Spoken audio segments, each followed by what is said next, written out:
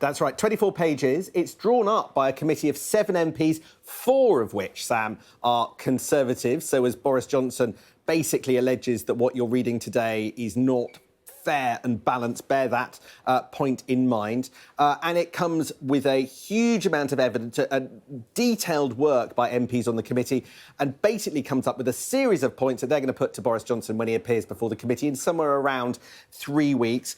Obviously, Boris Johnson, an MP who was effectively dragged from office, always going to be explosive, this issue. And so this report has proved. Let's start by looking here at one of the key conclusions that the report has come to. They find that there is an evidence that a culture of drinking in the workplace in some parts of Number 10 continued after those COVID restrictions began, and that events such as birthday parties and leaving parties for officials continued in Number 10 despite workplace guidance on social distancing.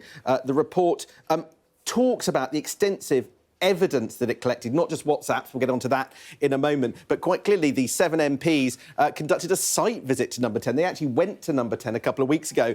And one of their key pieces of evidence for challenging Boris Johnson, which they're going to do, is that they actually looked at just how easy it was to see what was going on in the parties in the press office from Boris Johnson's flat, from basically the entrance to Boris Johnson's private flat, because they said that from the bottom of the stairs leading up to what was Mr. Johnson's flat into the press office vestibule, there was what basically a line of sight.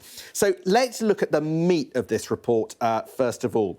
And here we have perhaps the most important sentence that that Boris Johnson will have to grapple with when he appears before the committee. There is evidence that the House of Commons may have been misled in the following ways, which the committee will applaud. So that's what they're trying to investigate, whether or not Boris Johnson lied at the dispatch box, not relitigating large parts of whether there are parties or not. The police, and to a certain extent Sue Gray, have done that already. It's whether or not Boris Johnson lies. And this report comes up with four different ways in which they think Boris Johnson may have lied, and they'll be asking him about that in about 3 weeks.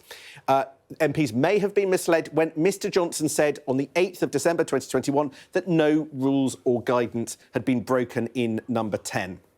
So that was a key moment in Parliament where Boris Johnson basically said no rules had been broken. Obviously, the police took a different conclusion, and that's effectively what the MPs are basing their judgment on. Second reason, it may have been misled when Mr. Johnson failed to tell the House about his own knowledge of gatherings where the rules or guidance had been broken. That is because there is evidence that he attended them.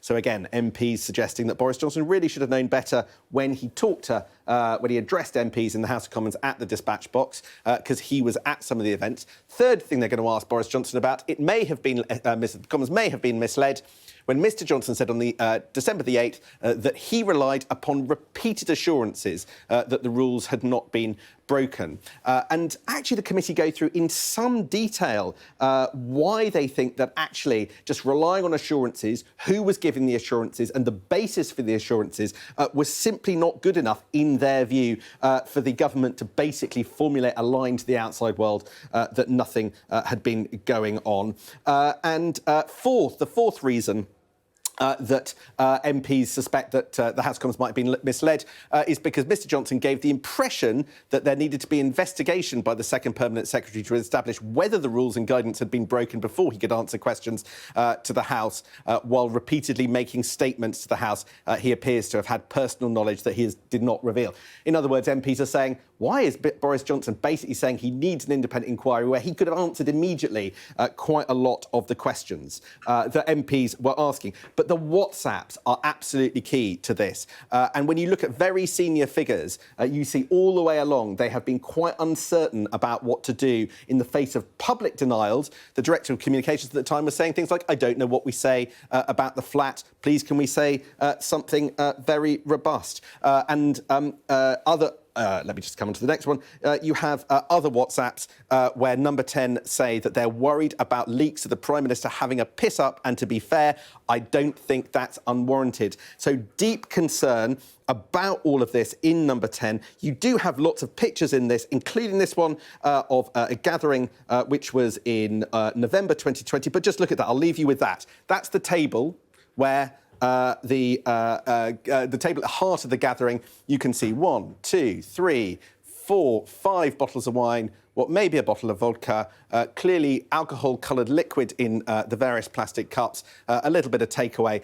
Number 10, Boris Johnson will still have to maintain that wasn't an illegal gathering at the height of the pandemic.